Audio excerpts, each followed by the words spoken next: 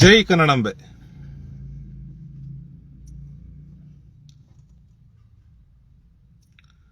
ಸಮಸ್ತ ಎಲ್ಲ ನನ್ನ ಕನ್ನಡ ಬಂಧುಗಳಿಗೆ, ಕನ್ನಡಿಗರ ಸ್ವಾಭಿಮಾನದ ಪಕ್ಷ ಕನ್ನಡ ದೇಶದ ಪಕ್ಷದ ವತಿಯಿಂದ ಶರಣಾರ್ಥಿಗಳು.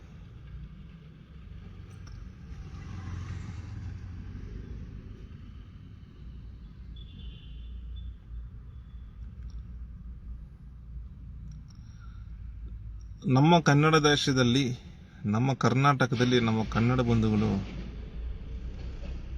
ಈ ಹಣಕಾಸು ವಿಚಾರದಲ್ಲಿ ಹಲವಾರು ಬಗೆಯಲ್ಲಿ, ಹಲವಾರು ರೀತಿಯಲ್ಲಿ ತುಂಬಾ ಮೋಸ ಹೋಗ್ತಾ ಇದ್ದಾರೆ.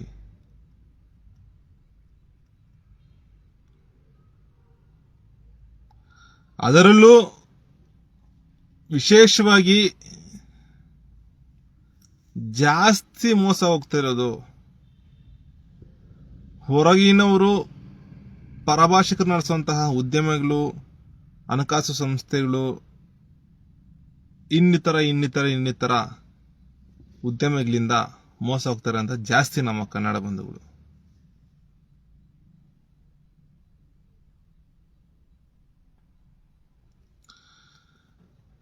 ಪರಭಾಷಿಕರು, ಹೊರಗಿನವರು ಯಾವುದೇ ಉದ್ಯಮ ನಡೆಸಿದ್ರು, ಈ ಹಣಕಾಸು ಸಂಸ್ಥೆಗಳಾಗಿರಬಹುದು, ಇದರಿಂದ ಸಾಲ ತಗೊಂಡೋದಾಗಿರಬಹುದು, ಅಥವಾ ಅದರಿಂದ ಆ ಒಂದು ಹಣಕಾಸು ಸಂಸ್ಥೆಯಲ್ಲಿ ಹೂಡಿಕೆ ಮಾಡೋದಾಗಿರಬಹುದು.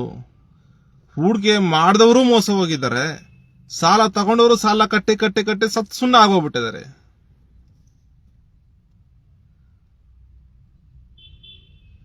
ಇದರಿಂದ ಉದ್ಧಾರ ಆಗ್ತಿರೋದು ಯಾರು? ನಮ್ಮ ಕನ್ನಡ ಬಂಧುಗಳು ಉದ್ಧಾರ ಆಗ್ತಿದಾರಾ?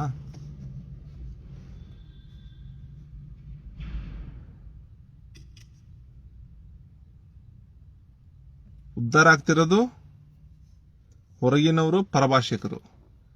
ಜೊತೆಗೆ ಅವರ ಜೊತೆಗೆ ನಮ್ಮ ಕನ್ನಡದವರೇ ಕೇಳುವು ಈ ಮಲ್ಲಪ್ಪ ಶೆಟ್ಟಿ ಅಂತ ವ್ಯಕ್ತಿಗಳು ಅವ್ರ ಜೊತೆ ಸೇರ್ಕೊಂಡಿರ್ತಾರೆ. ಅಂತವ್ರು ಉದ್ಧಾರ ಮಾಡೋಕ್ಕೋಸ್ಕರ ಇಡೀ ನಮ್ಮ ಕನ್ನಡ ದೇಶನ, ಕನ್ನಡ ಬಂಧುಗಳನ್ನ, ಕನ್ನಡಿಗರ ಸಂಪತ್ತನ್ನ ಲೂಟಿ ಮಾಡಕ್ಕೆ ಅವಕಾಶ ನಾವು ಮಾಡಿಕೊಡ್ಬೇಕಾ?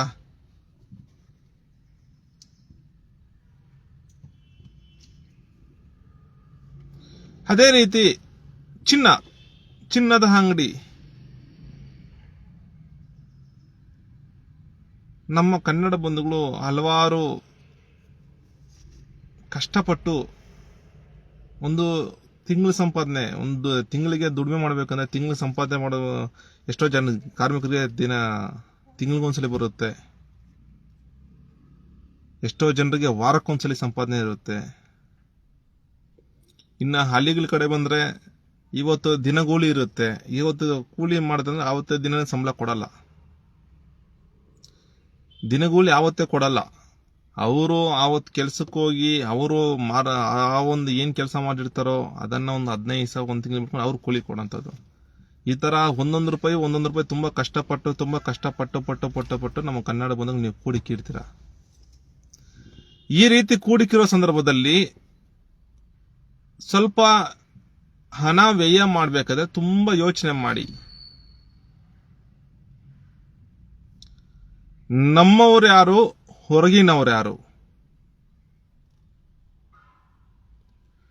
ಹೊರಗಿನ ಒಂದು ಯಾವುದೇ ಒಂದು ಹಣಕಾಸು ಸಂಸ್ಥೆಗಳಲ್ಲಾಗಿರಬಹುದು, ಅಥವಾ ಚಿನ್ನದ ಅಂಗಡಿಗಳಲ್ಲಾಗಿರಬಹುದು, ಮತ್ತೊಂದು ಯಾವುದೇ ಉದ್ಯಮಗಳಲ್ಲಾಗಿರಬಹುದು, ಅದರಿಂದ ಮಾಡಿದ್ರೆ, ಅದರಿಂದ ಹೂಡಿಕೆ ಮಾಡೋದಾಗಿರ್ಬೋದು, ಅಥವಾ ಸಾಲ ತಗೊಳ್ಳೋದು, ಮತ್ತೊಂದು ಏನೇ ವ್ಯವಹಾರ ಮಾಡಿದ್ರು ಅದರಿಂದ ನಮ್ಗೆ ಏನು ಉಪಯೋಗ? ನಮ್ಮ ಕನ್ನಡ ಧರ್ಮಕ್ಕೆ ಏನು ಉಪಯೋಗ? ನಮ್ಮ ಕನ್ನಡ ಬಂಧುಗಳಿಗೆ ಏನು ಉಪಯೋಗ? ನಮ್ಮ ಕನ್ನಡ ದೇಶಕ್ಕೆ ಏನು ಉಪಯೋಗ ಅಂತ ಸ್ವಲ್ಪ ಅದು ಚಿಂತನೆ ಮಾಡಿ ಸಮಸ್ತ ಕನ್ನಡ ಬಂಧುಗಳೇ. ಈ ತರ ಎಲ್ಲ ಪ್ರತಿಯೊಂದು ವಿಚಾರಗಳು ಯೋಚನೆ ಮಾಡಿ ತುಂಬಾ ವಿಚಾರ ಮಾಡಿ ಹಣ ವ್ಯಯ ಮಾಡೋದನ್ನ ಅಥವಾ ಹಣ ಖರ್ಚು ಮಾಡೋದನ್ನ ಮಾಡಿದ್ರೆ ನಾವು ಉಳಿತೀವಿ, ನಮ್ಮ ಕನ್ನಡ ಧರ್ಮನೂ ಉಳಿಯುತ್ತೆ, ಕನ್ನಡ ದೇಶನೂ ಉಳಿಯುತ್ತೆ. ಪರಭಾಷಿಕರು, ಹೊರಗಿನವರು ಇಲ್ಲಿ ಕರ್ನಾಟಕದಲ್ಲಿ ಮಾಡುವ ಗೂಂಡಾಗಿರಿ, ದಬ್ಬಾಳಿಕೆ, ಶೋಷಣೆ ಎಲ್ಲ ನಿಲ್ಲುತ್ತೆ. ಈ ರೀತಿ ನಾವು ಮೋಸ ಹೋಗ್ತಿರೋದ್ರಿಂದ ಅವ್ರು ಬಂದು ದಬ್ಬಾಳಿಕೆ ಮಾಡಕ್ಕೆ ಸಾಧ್ಯ ಆಗ್ತಿದೆ. ನಮಗೆ ಆವಾಗ ಕರೆ ಬರ್ತಾ ಇರುತ್ತೆ, ಷೇರು ಮಾರುಕಟ್ಟೆ ಇಷ್ಟು ಹೂಡಿಕೆ ಮಾಡಿ ಅಷ್ಟು ಹೂಡಿಕೆ ಮಾಡಿ ನಿಮ್ಗೆ ಆ ತರ ಹಣ ಬರುತ್ತೆ ಈ ತರ ಹಣ ಬರುತ್ತೆ ಅಂತ ಹೇಳ್ಬಿಟ್ಟು ಅಷ್ಟು ಬಡ್ಡಿ ಕೊಡ್ತೀವಿ, ಈ ವರ್ಷಕ್ಕೆ ಇಷ್ಟು ಬಡ್ಡಿ ಕೊಡ್ತೀವಿ, ಹಾಗೆ ಹೀಗೆ ಅಂತ ಬಿಟ್ಟು ನಮ್ಗೆ ಒಂದು ಕರೆಗಳು ಬರ್ತಾ ಇರುತ್ತೆ. ಆ ಕರೆಗಳನ್ನ ನಾವು ಪ್ರೇಮದಿಂದ ಹೇಳ್ತೀವಿ. ಅವ್ರು ಕರೆ ಮಾಡಿದಾಗ, ನೋಡಿ ನೀವು ಇಷ್ಟು ಹೂಡಿಕೆ ಮಾಡ್ತೀರ ಅಂತಾರೆ ಸರಿ, ನಮಗೆ ಅದಕ್ಕಿಂತ ಕಡಿಮೆ. ಈಗ ಒಂದೊಂದ್ಸಲಿ ನಮಗೆ 5 ಲಕ್ಷ ಹೂಡಿಕೆ ಮಾಡಿ 10 ಲಕ್ಷ ಹೂಡಿಕೆ ಮಾಡಿ ಅಂತ ಹೇಳ್ತಿರ್ತಾರೆ. ನೀವು ನಾನು 5 ಲಕ್ಷ ಹೂಡಿಕೆ ಮಾಡಿದ್ರೆ ನೀವು 3 ಲಕ್ಷ ಹೂಡಿಕೆ ಮಾಡಿ, ನಾಳೆ ನಿಮ್ಗೆ ಅಷ್ಟು ಹಣ ಕೊಡ್ತೀನಿ ಅಂತ ಹೇಳ್ತೀವಿ. ಅವ್ರ ಬಾಯಲ್ಲ ಉತ್ತರ ಇರಲ್ಲ.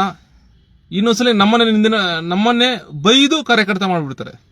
ಕರೆ ಕಡಿತ ಮಾಡೋದಲ್ಲದೆ ಮತ್ತೆ ಕರೆ ನಿರ್ಬಂಧ ಹಾಕೊಳ್ಳುವಂಥದ್ದು, ಮತ್ತೆ ಪುನಃ ನಾವೇನೋ ಕರೆ ಮಾಡಕ್ ಹೋದ್ರೆ ಕರೆ ನಿರ್ಬಂಧ ಹಾಕೊಳ್ಳುವಂಥದ್ದು. ನಾವು ನಮ್ಮ ಅಮೂಲ್ಯವಾದ ಸಮಯ, ಅಮೂಲ್ಯವಾದ ದುಡಿಮೆ ಅಂತ ಷಂಡರಿಗಾಗಿ ಇಡಬೇಕಾ? ಅದು ಸಲುವಾಗಿ ಅಂತಹ ಷಂಡರಿಗೆ ಅಂತ ನಮ್ಮ ಅಮೂಲ್ಯವಾದ ಸಮಯನೇ ಅಂತ ಷಂಡರಿಗೆ ಮೀಸಲಿಡಲ್ಲ. ನಾವೇನೇ ಇದ್ರೂ ನಮ್ಮ ಅಮೂಲ್ಯವಾದ ಸಮಯ ನಮ್ಮ ಕನ್ನಡ ಬಂಧುಗಳ ಸಲುವಾಗಿ, ಕನ್ನಡ ಧರ್ಮದ ಸಲುವಾಗಿ, ನಮ್ಮ ಕನ್ನಡ ದೇಶದ ಸಲುವಾಗಿ ಮೀಸಲಿಡ್ತೀವಿ. ಯಾವುದೇ ಒಬ್ಬ ಅನಾಮಧೇಯ ಕರೆಗಳು ಬಂದಾಗ, ಈ ತರ ಹೂಡಿಕೆ ಮಾಡಿ ಆ ತರ ಹೂಡಿಕೆ ಮಾಡಿ ಅಂತ ಯಾವುದಾದ್ರು ಅನಾಮಧೇಯ ಕರೆಗಳು ಬಂದಾಗ, ಅವ್ರು ಕರೆ ಮಾಡೋರು ಇರಲ್ಲ, ಯಾರು ಕನ್ನಡದವರು ಆಗಿರಲ್ಲ. ಅವರೆಲ್ಲ ಒಂದು ಮರಾಠಿಯವರಾಗಿರ್ತಾರೆ, ಅಥವಾ ತೆಲುಗವರಾಗಿರ್ತಾರೆ, ಅಥವಾ ತಮಿಳವರಾಗಿರ್ತಾರೆ, ಅಥವಾ ಹಿಂದಿಯವರಾಗಿರ್ತಾರೆ. ಅವ್ರಿಗೆಲ್ಲ ಕನ್ನಡ ಮಾತಾಡೋ ರೀತಿ ಅಂದ್ರೆ ಅವ್ರಿಗೇನು ಪೂರ್ತಿ ಕನ್ನಡ ಬರಲ್ಲ. ಒಂದು 20% ಅಥವಾ 30% ಕನ್ನಡ ಮಾತಾಡ್ತಾರೆ ಅಷ್ಟೇ. ಅಷ್ಟು ತರಬೇತಿ ಕೊಟ್ಬಿಟ್ಟು ನಮ್ಮ ಜನರನ್ನ ಮರಳು ಮಾಡಿ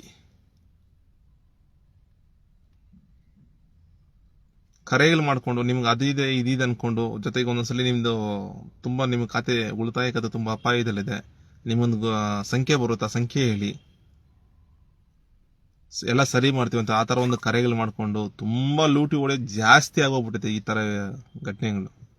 ದಯವಿಟ್ಟು ಸಮಸ್ತ ಕನ್ನಡ ಬಂಧುಗಳು, ನಾವು ನಮ್ಮ ಕನ್ನಡ ದೇಶ ಪಕ್ಷದಿಂದ ವಿನಂತಿ ಮಾಡಿಕೊಳ್ಳೋದೇನೆಂದ್ರೆ, ದಯವಿಟ್ಟು ಸಮಸ್ತ ಕನ್ನಡ ಬಂಧುಗಳು ಎಚ್ಚೆತ್ತುಕೊಂಡು ಹೊರಗಿನವರು ಪರಭಾಷಿಗರು ನಡೆಸುವಂತಹ ಉದ್ಯಮಗಳು